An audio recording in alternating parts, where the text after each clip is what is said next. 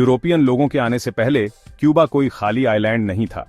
ये अपने आदिवासी लोगों की परंपराओं और संस्कृतियों से जीवंत था। ताइनो सबसे बड़ा समूह था। वे गर्म पानी में मछली पकड़ते थे और उपजाऊ जमीन पर खेती करते थे। सिबोनी, एक और समूह, अपने शिकार कौशल के लिए जाने जाते थे। ये पहले निवासी प्रकृति के साथ तालमेल बिठाकर रहते थे। हालांकि आज उनकी उपस्थिति कम दिखाई देती है, लेकिन उनकी विरासत क्यूबा के ताने बाने में बुनी गई है। इन आदिवासी समुदायों का पर्यावरण के प्रति गहरा सम्मान था। वे प्रकृति के नाजुक संतुलन को समझते थे और उसके साथ तालमेल बिठाकर रहते थे। 1492 में क्रिस्टोफर कोलंबस क्यूबा के तट पर उतरा। उसने स्पेनिश क्राउन के लिए द्वीप पर दावा किया। इस घटना ने क्यूबा के इतिहास में एक महत्वपूर्ण मोड़ ला दिया। कोलंबस ने क्यूबा को अब तक देखी गई सबसे खूबसूरत भूमि बताया। वह हरी भरी वनस्पतियों, साफ पानी और लोगों की गर्मजोशी से प्रभावित था।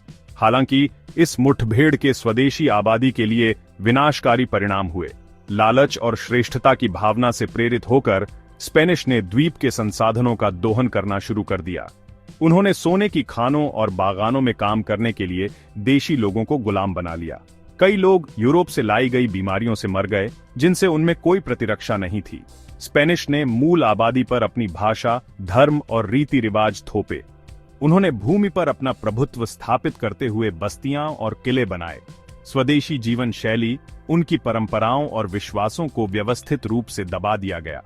एक बार संपन्न समुदायों को नष्ट कर दिया गया, उपनिवेशवाद की क्रूरता से उनकी आवाजें खामोश कर दी गईं।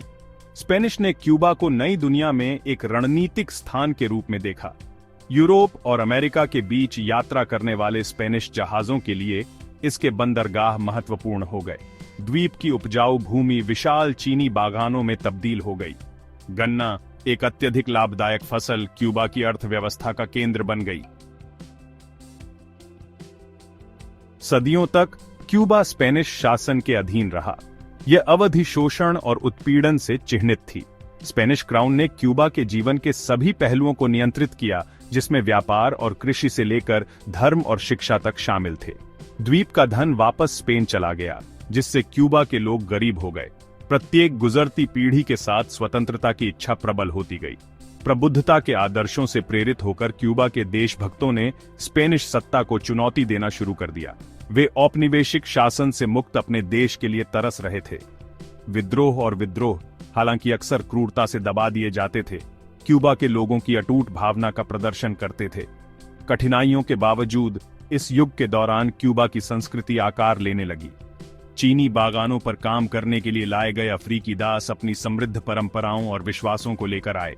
संस्कृतियों के इस मेल ने संगीत, नृत्य और धर्म के अनूठे रूपों को जन्म दिया, जो क्यूबा की पहचान को परिभाषित करने के लिए आएंगे।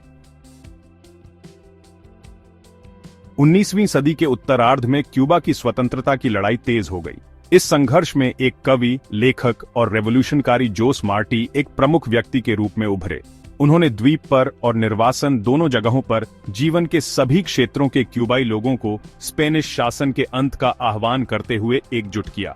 उनके लेखन और भाषणों ने क्रांति की लपटों को हवा दी। 1895 में क्यूबा स्वतंत्रता के लिए एक खूनी युद्ध में फंस गया। एंटोनियो मेसियो और मैक्सिमो गोमेज जैसी हस्तियों के नेतृत्व में क्यूबा के लोगों ने स्पेनिश सेनाओं के खिलाफ बहादुरी से लड़ाई लड़ी। युद्ध ने द्वीप को तबाह कर दिया, लेकिन इसने राष्ट्र के रूप में क्यूबा की भावना को भी मजबूत किया। संयुक्त राज्य अमेरिका इस क्षेत्र में अपने हितों के साथ 1898 में संघर्ष में हस्तक्षेप किया। स्पेनिश अमेरिकी युद्ध हालांकि अल्पकालिक था, क्यूबा में स्पेनिश औपनिवेशिक शासन के अंत का प्रतीक था। हालांकि सच्ची स्वतंत्रता का सपना मायावी बना रहा। संयुक्त राज्य अमेरिका ने क्यूबा की संप्रभुता का समर्थन करने का दावा करते हुए द्वीप पर महत्वपूर्ण नियंत्रण बनाए रखा। 1901 में क्यूबा पर थोपे गए प्लाट संशोधन ने अमेरिका को क्यूबा के मामलों में हस्तक्षेप करने और ग्वांतानामो खाड़ी में एक नौसैनिक अड्डा स्थापित करने का अधिकार दिया। खंड 5 क्रांति का वादा, कास्त्रो का उदय और एक नया क्यूबा। स्वतंत्रता के बाद के दशकों को राजनीतिक अस्थिरता, भ्रष्टाचार और सामाजिक असमानता ने चिह्नित किया। क्यूबा हालांकि तकनीकी रूप से एक गणराज्य था, संयुक्त राज्य अमेरिका के प्रभाव के साये में रहा। वास्तविक परिवर्तन के लिए तरस रहे क्यूबा के लोगों ने फिदेल कास्त्रो में एक आवाज पाई। 1959 में कास्त्रो ने रेवोल्यूशनकारियों के एक समूह का नेतृत्व करते हुए बतिस्ता तानाशाही को उखाड़ फेंका। क्यूबा की क्रांति, जैसा कि इसे जाना जाता है, ने सामाजिक न्याय, आर्थिक समानता और विदेशी प्रभुत्व के अंत का वादा किया था। कास्त्रो ने अपने उग्र भाषणों और एक उज्जवल भविष्य के वादों के साथ कई क्यूबाई लोगों की कल्पना को मोहित कर लिया। क्रांति आमूल-चूल परिवर्तन लेकर आई।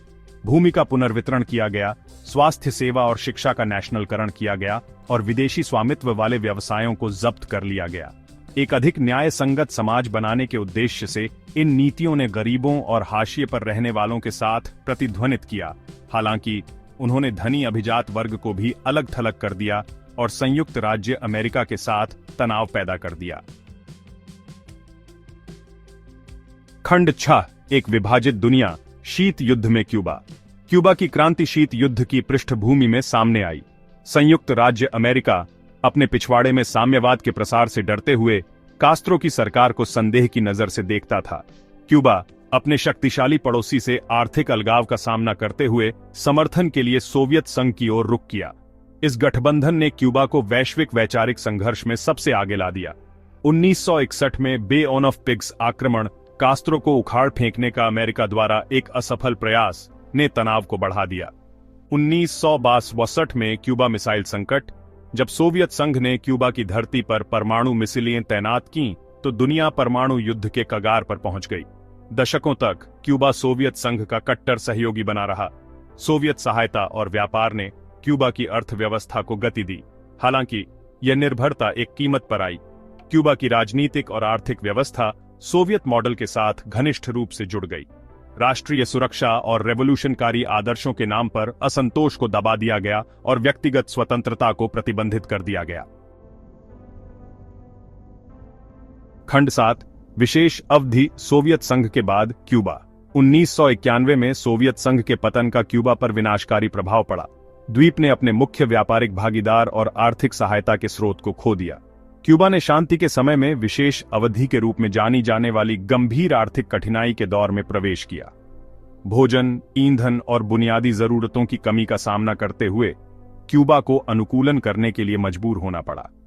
सरकार ने अर्थव्यवस्था में विविधता लाने और विदेशी निवेश को आकर्षित करने के उद्देश्य से कई सुधारों को लागू किया। पर्यटन एक महत्वपूर्ण क्षेत्र के रूप में उभरा, जिससे बहुत आवश्यक विदेशी मुद्रा आई। विशेष अवधि क्यूबा के लोगों के लिए बहुत कठिनाई का समय था। हालांकि इसने उनके लचीलेपन और रचनात्मकता को भी उजागर किया। क्यूबाई लोगों ने संसाधनों और सामुदायिक समर्थन पर भरोसा करते हुए कमी से निपटने के लिए अभिनव तरीके खोजे। इस अवधि में कला और संगीत का भी पुनरुत्थान देखा गया, क्योंकि कलाकारों और संगीतकारों ने खुद को अभिव्यक्त करने और क्यूबा के जीवन की वास्तविकताओं को प्रतिबिंबित करने के नए तरीके खोजे। खंड 8, क्यूबा की आत्मा, संस्कृति और जीवन की एक झलक। क्यूबा की संस्कृति विविध प्रभावों से बुनी गई एक जीवंत टेपेस्ट्री है। साल्सा, रूम्बा और बेटे की मादक ध्वनियां पैदा करते हुए अफ्रीकी लय स्पेनिश धुनों के साथ मिलती हैं। जोस मार्टी से लेकर अलेजो कारपेंटियर तक द्वीप की साहित्यिक परंपरा, काव्यात्मक कल्पना और सामाजिक टिप्पणी में समृद्ध है। क्यूबा में धर्म कैथोलिक धर्म, अफ्रीकी परंपराओं और स्वदेशी मान्यताओं का एक समन्वित मिश्रण है। योरूबा परंपराओं में निहित एक धर्म, सैंटेरिया का व्यापक रूप से प्रचलन है। ड्रम बजाना, नृत्य करना और ओरिशास को प्रसाद चढ़ाना इसके अनुष्ठान और समारोह द्वीप की आध्यात्मिक विविधता को दर्शाते हैं।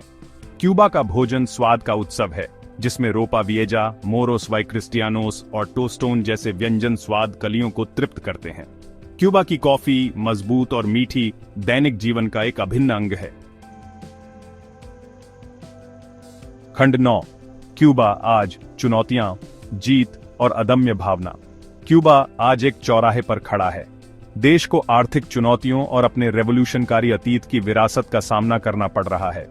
क्यूबा के लोग अपनी गर्मजोशी, लचीलापन और अटूट भावना के लिए जाने जाते हैं। क्यूबा दुनिया में साक्षरता की उच्चतम दरों में से एक का दावा करता है। इसकी स्वास्थ्य सेवा प्रणाली अपनी गुणवत्ता और पहुंच के लिए प्रसिद्ध है। क्यूबा के डॉक्टर अंतर्राष्ट्रीय स्तर पर अत्यधिक सम्मानित हैं। क्यूबा के सिगार अपनी गुणवत्ता और शिल्प कौशल के लिए बेशकीमती हैं। पिनार डेल रियो क्षेत्र में उगाए जाने वाले तंबाकू को दुनिया के बेहतरीन तंबाकू में से एक माना जाता है। सिगार रोलिंग की परंपरा अपने आप में एक कला है। दशकों के अलगाव और कठिनाई के बावजूद क्यूबा ने अपनी अनूठी पहचान बनाए रखी है। इसका संगीत, नृत्य, कला और साहित्य मोहित और प्रेरित करता रहता है। क्यूबा के लोग इस द्वीपीय राष्ट्र की आत्मा का प्रतीक हैं। क्यूबा के लोगों की अदम्य भावना चमकती रहेगी।